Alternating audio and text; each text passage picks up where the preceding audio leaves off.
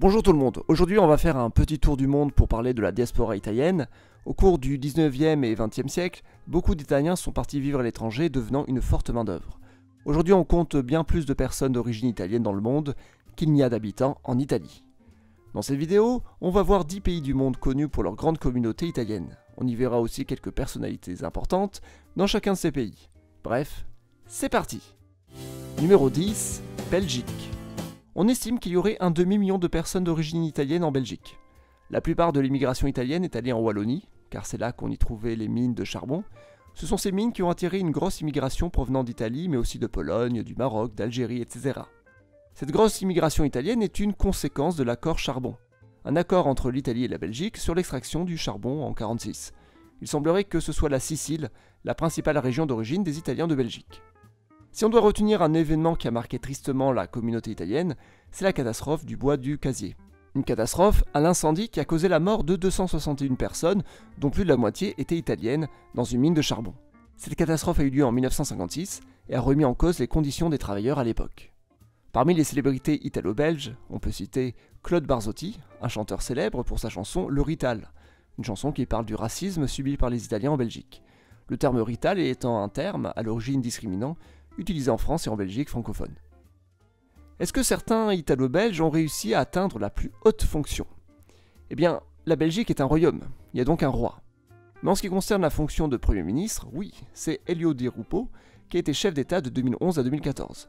Elio Di Rupo a un nom entièrement italien, même le prénom. Ses deux parents viennent des Abruzzes et ont migré dans le cadre de l'accord charbon. Mais en réalité, même la fonction suprême est concernée par la diaspora italienne. Le roi des Belges actuel, Philippe, est un Italo-Belge, puisque sa mère est italienne.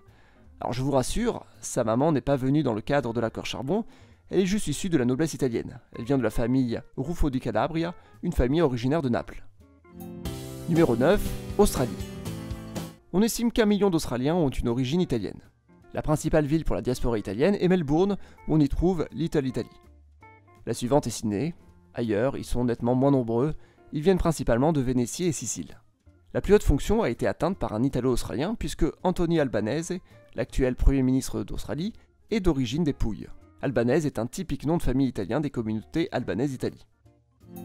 Numéro 8, Uruguay.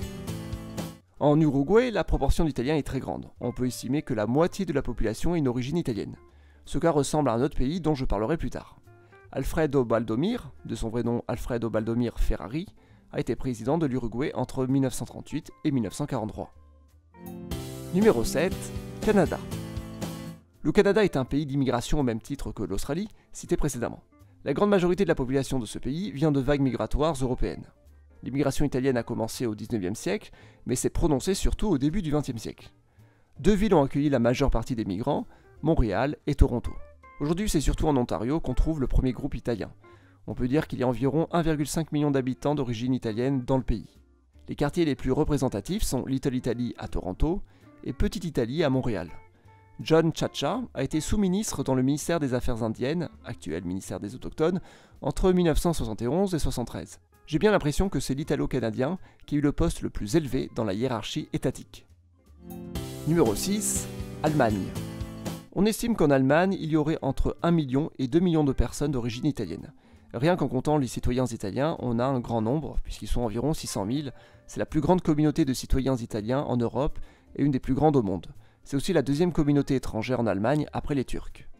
Mais où vivent les Italiens? Sans surprise, les Italiens vivent dans les régions riches d'Allemagne.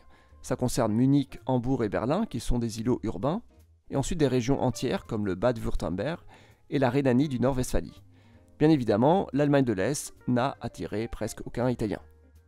La grande région à migration italienne est la Ruhr. Mais cette région est très cosmopolite, elle est comparable à la Wallonie. On y trouve des industries et du charbon, comme en Belgique, la principale région d'origine, la Sicile. Ce qui est normal, c'est une région à la fois pauvre et à la fois très peuplée. Aujourd'hui, l'immigration italienne existe encore, mais ce sont surtout des jeunes diplômés qui sont attirés par les meilleures opportunités en Allemagne. Je pense que l'événement le plus célèbre, ces dernières années, qui a marqué les esprits en Allemagne, est la tuerie de Duisbourg en 2007. Un règlement de compte dans cette petite ville de la Ruhr qui a fait 6 morts, et qui a mis en avant la grande présence de la mafia calabraise dans la région. Le mouvement Mafia Nein Danke a été créé pour l'occasion pour questionner sur la présence de la mafia en Allemagne et les stéréotypes qui s'y développent. Aujourd'hui, ce n'est plus un secret, mais on sait que la mafia calabraise a investi énormément d'argent à Berlin, en particulier dès la chute du mur. Histoire de trouver une célébrité allemande d'origine italienne, je propose Leo von Caprivi, qui a donné son nom à la bande de Caprivi en Namibie. Voilà pourquoi ce territoire d'une ancienne colonie allemande porte un nom italien. Numéro 5, Venezuela. Le nombre d'habitants d'origine italienne est assez flou dans ce pays, peut-être 2 millions, peut-être 4 millions, on ne sait pas trop. La plupart viennent d'Italie du Sud et ont migré dans le nord du pays, là où on trouve les principaux ports atlantiques. La plupart sont arrivés dans les années 1930 et 1940 pour fuir la pauvreté en Italie du Sud et bénéficier d'une meilleure vie grâce à l'économie pétrolière du Venezuela. Raúl Leoni a été président du Venezuela entre 64 et 69, il est d'origine corse, donc ethniquement on peut dire qu'il est d'origine italienne, même si aujourd'hui la Corse n'est pas vraiment italienne. Jaime Luzinchi a aussi été président, entre 84 et 89, et il est lui aussi d'origine corse. En fait, les deux seuls présidents d'origine italienne que le Venezuela a connus sont en fait des Corses. Les Corses, tout comme les Suisses italiens, sont les deux principaux groupes ethniques italiens à ne pas être situés dans la République d'Italie actuelle. Numéro 4, France. On estime qu'il y aurait entre 4 et 5 millions de Français d'origine italienne. La France a connu une forte immigration italienne à la fin du 19e siècle, puis une autre dans l'entre-deux-guerres, et encore une autre dans les années 50. Les Italiens sont partis vivre surtout dans les zones industrielles, Paris et le nord de la France par exemple. L'événement tragique que l'on retient dans l'histoire du racisme envers les Italiens en France est le massacre des Italiens d'Aigues-Mortes en 1893. Des ouvriers italiens ont été tués par des émeutiers, ce qui a rendu l'enquête difficile. La France possède aussi un territoire ethniquement italien, la Corse. Si on prend les personnes d'origine italienne ayant atteint le plus haut niveau politique, nous avons bien sûr Napoléon Ier qui est devenu empereur de France, Napoléon est né en Corse, et le corse était sa langue maternelle. D'ailleurs, la famille de Napoléon est une famille d'origine génoise. Sinon, on peut citer Léon Gambetta, qui était président du Conseil des ministres entre 1881 et 1882. Son nom de famille est typiquement italien, mais en réalité ses origines sont assez lointaines, de Ligurie. Des personnalités françaises très connues d'origine italienne, on en compte beaucoup. On peut par exemple citer l'écrivain Émile Zola, d'origine vénitienne, la chanteuse Edith Piaf, d'origine toscane, ou encore Michel Platini, un des plus grands footballeurs français, d'origine piémontaise. Numéro 3, États-Unis. La communauté italo-américaine est bien connue. L'immigration était à son paroxysme au début du XXe siècle. Selon les estimations, on estime que 17 millions d'habitants ont des origines italiennes. New York est évidemment la principale ville qui a accueilli l'immigration italienne, et l'État de New York, l'État avec la plus grande communauté italienne. Cependant, le New Jersey, en deuxième position, est l'État le plus emblématique pour la communauté italienne, puisque cet État est une banlieue de l'agglomération de New York.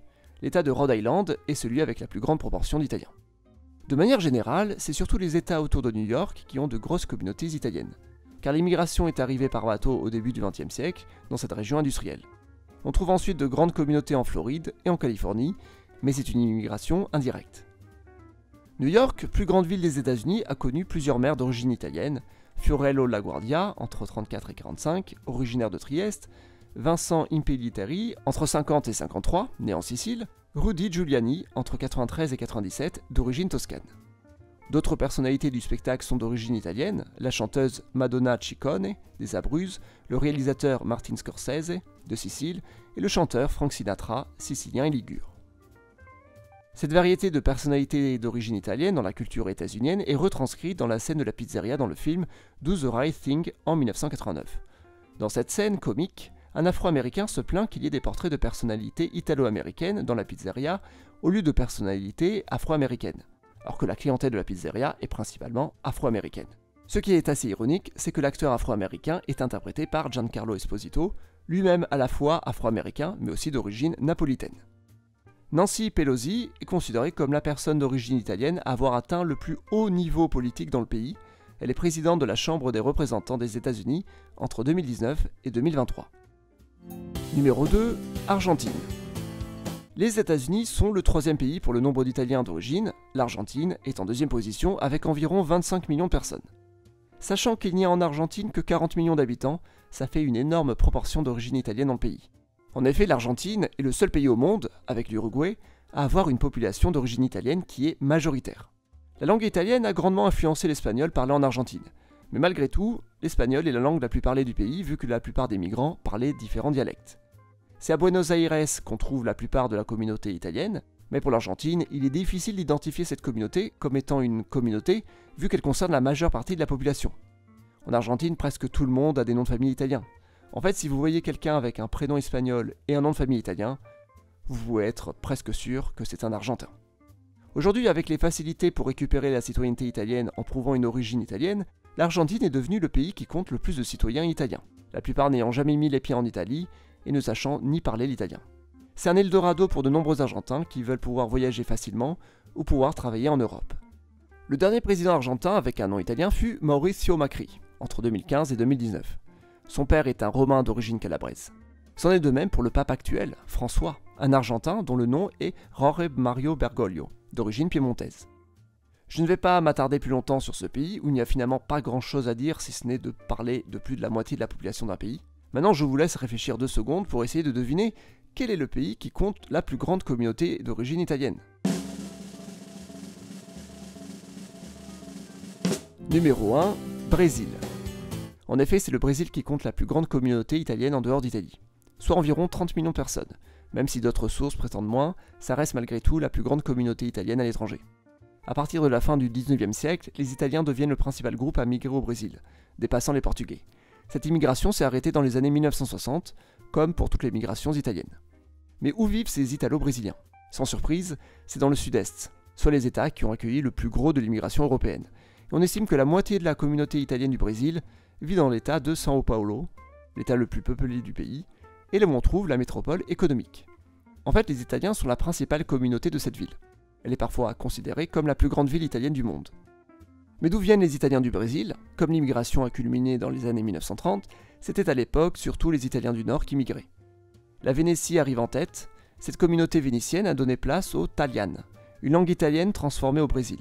Mais la langue italienne, quant à elle, a presque disparu. Comme pour l'Argentine, la plupart des migrants ne parlaient que des langues régionales quand ils ont migré. Aujourd'hui, la communauté italienne s'est beaucoup mélangée avec la population européenne du Brésil.